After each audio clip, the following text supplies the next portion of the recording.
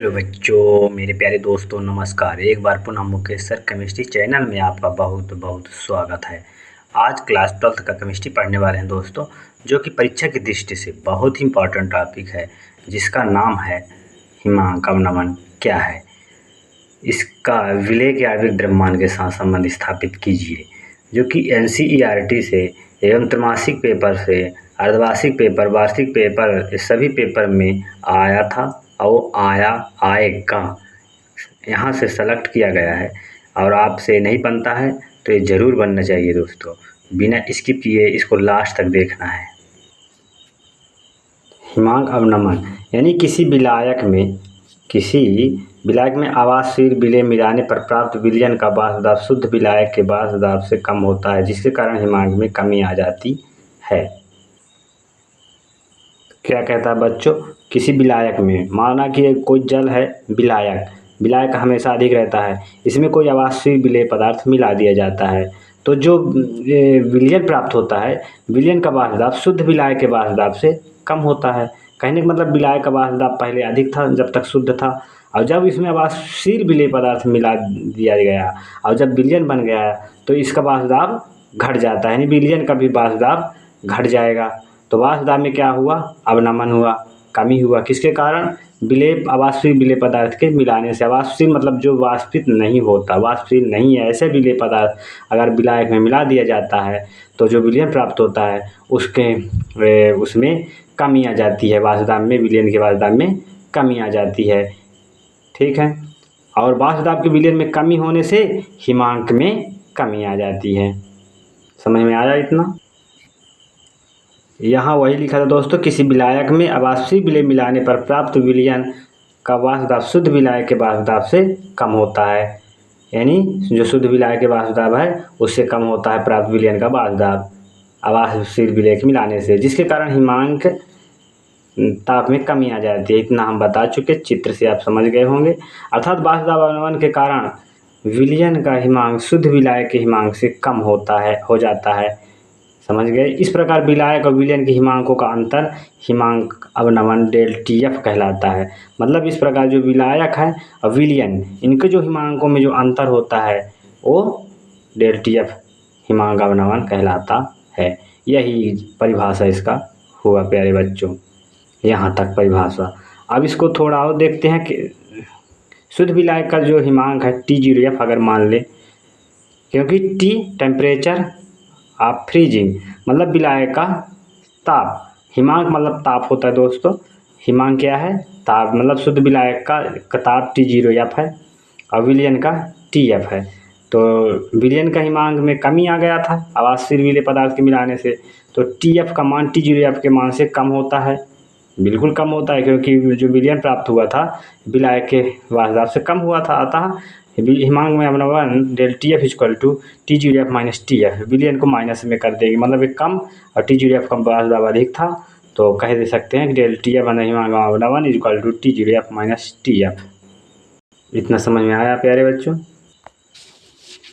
अतः प्रयोग से क्या ज्ञात हुआ कि विलयन में विलायक के हिमांक में कमी यानी अवनमन विलेय के मोललता के समानुपाती होता है। मतलब हमें अब पता इसमें यह ज्ञात हुआ प्रयोग से कि विलायक में जो आवासशील विलेय मिलाया गया तो जो विलयन प्राप्त हुआ इसके हिमांक में अवनमन यानी कमी विलेय की मोललता के समानुपाती होती है। मतलब विलेय की मोललता क्या है?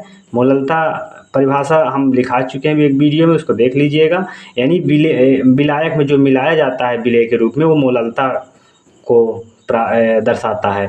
तो विलायक में जो कमी है वो विलेय की मोललता के समानुपाती होता है, हम कह सकते हैं। यानी समानुपाती यानी डेल्टीएफ, यानी हिमांक में कमी को क्या कहते हैं? डेल्टीएफ, और मोललता के समानुपाती यानी स्मॉल एम, यानी डेल्टीएफ इक्वल समानुपाती स्मॉल एम। तो delta TF equal to KF M. KF क्या है? विलायक के लिए मोलर हिमांक अवनमन स्थिरांक है। इतना समझ में आया प्यारे बच्चों? इस चित्र को आप देखते हैं दोस्तों, क्योंकि ये ग्राफ के द्वारा अगर कह देगा समझाने को तो यहाँ ग्राफ भी बनाना पड़ेगा। चित्र में क्या है दोस्तों? वाष्प दाब का ये वक्र है इधर, और ये टेम्परेचर का वक्र है।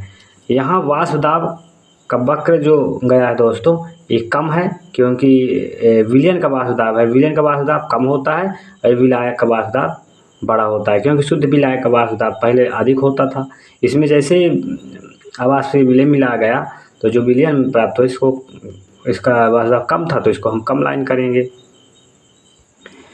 इस चित्र में मेन ये है दोस्तों कि यहाँ KF जो है ये विलयन का वाष्पदाब है, जो कि विलायक के वाष्पदाब के वक्र से नीचे है। यानी विलायक का जो ये वक्र है ऊपर है, यानी इसका शुद्ध विलायक का वाष्पदाब क्या होता था, अधिक होता था, तो इसका ऊपर है वक्र, और जो प्राप्त विलयन है इसका वक्र नीचे, यानी हिमांक में विलयन के हिमांक में कमी हुआ।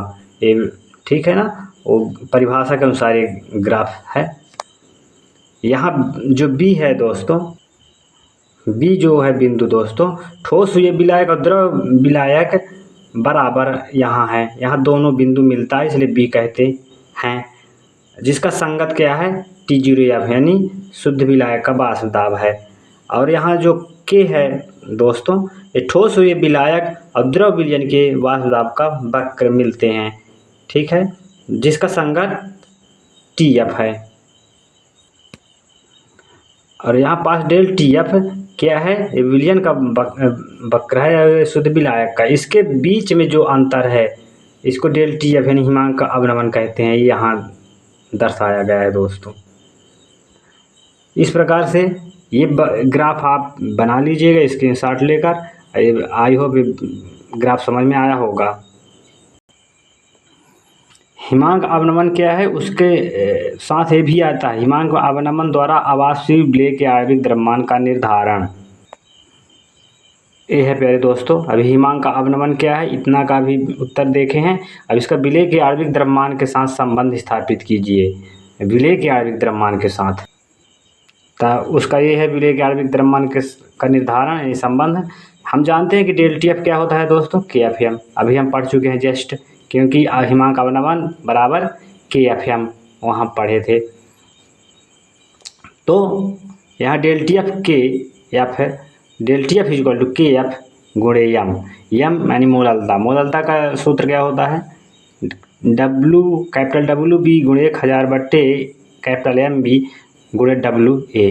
ये मोललता की परिभाषा से सूत्र लिया गया, स्मॉल m का वैल्यू है। इसको परिभाषा मोललता का वीडियो में है, आप सर्च करिए मुकेश सर केमिस्ट्री, उसमें आ जाएगा मोललता। तो ये सूत्र मोललता का है, इसको यहाँ पुट करेंगे इसके जगह में, तो ये प्राप्त होगा del TF equal to KF गुणे WB गुणे 1000 बट्टे कैपिटल MB गुणे WA। यानी विलय का आणविक द्रव्यमान ज्ञात करने के लिए इसको डेल TF हिमांक अवनमन के जगह में और इसको इसके जगह में लाना है, बाकी यथावत रहेंगे। यानी MB इक्वल टू KF या KF गुणे WB यानी गुणे WB गुणे 1000 और बट्टे MB की जगह में डेल TF गुणे WA। ठीक है दोस्तों, सब उसी प्रकार है, MB की जगह में डेल TF हुआ है बस, और डेल TF की जगह में कैपिटल MB, ये इसका स्थान चेंज हुआ है।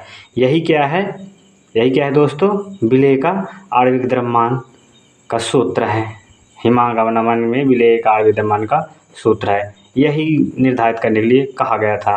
इसका संकेत क्या है, ये WB क्या है, KF तो जानते ही हैं, मोलर अवनमन स्थिरांक है, और WB विलय का द्रव्यमान है, कैपिटल MB विलय का आणविक द्रव्यमान है, और WA विलायक का द्रव्यमान है। आई होप इस प्रकार से समझ में आया होगा, और कैसे लगा कमेंट करके ज़रूर बताएं कि कैसे लगा ये वीडियो, और अगर आपको थोड़ा सा भी समझ में आया हो, हेल्पफुल लगा हो, तो इसको ज़रूर सब्सक्राइब, लाइक एंड शेयर ज़रूर करें, और कमेंट करके ज़रूर बताएं कि ये वीडियो कैसे लगा। बहुत मोस्ट था, इसको आप स्क्रीनशॉट कर एक सुंदर नोट्स बनाकर और याद कर लीजिए। ये वार्षिक पेपर में बिल्कुल चांस 100% की रहती है दोस्तों। Thank you.